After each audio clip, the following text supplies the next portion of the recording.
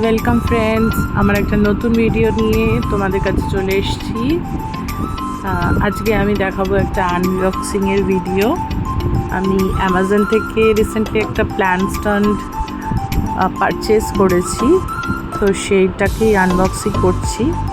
তো plant stand যখন, সেটা বুঝতেই পারছো, সেটা বক্সটা একটু বেশি বড়, আর আমি একটু ছোটো প্ল্যান্ট স্ট্যান্ডই নিয়েছি, যে ঘরের মধ্যে খুব বড় প্ল্যান্ট স্ট্যান্ড রাখলে তো অনেক মুশকিল হবে, জায়গা নেবে।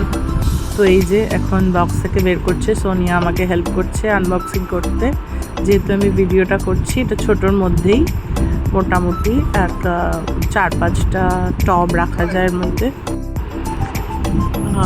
সাদার মধ্যে নিলাম, একটা কালো অপশন ছিল। এবার এটাকে ডেকোরেট করার পালা। তো আমার তো ইনডোর প্ল্যান্টসের অনেক শখ, সেই কারণে কিছু কিছু ইনডোর প্ল্যান্টস এখানে রাখার জন্য আমি এই প্ল্যান্ট স্ট্যান্ডটা চুজ করলাম, যাতে একসাথে 4-5টা এখানে অ্যাকোমোডেট করে দেওয়া যায়। তো আমার যতগুলো মানি প্ল্যান্ট বা আরও যে সমস্ত ইনডোর প্ল্যান্ট আছে, জিজি, ওরকম কিছু কিছু এখানে রাখছি। তাহলে অনেকগুলো জায়গার বদলে এক জায়গাতে প্ল্যান্টটা থাকলে দেখতে ভালো লাগবে। তো কেমন হলো তোমরা আমাকে জানিও।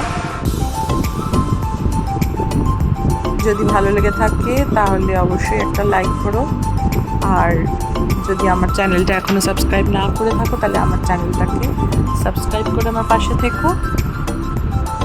অনেক অনেক ভালোবাসা, and thank you for watching my videos. Enjoy.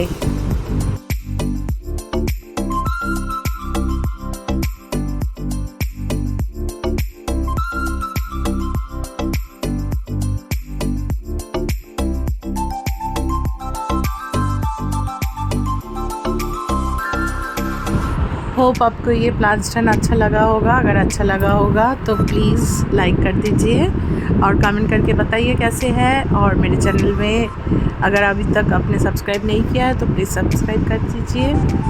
Thank you for watching.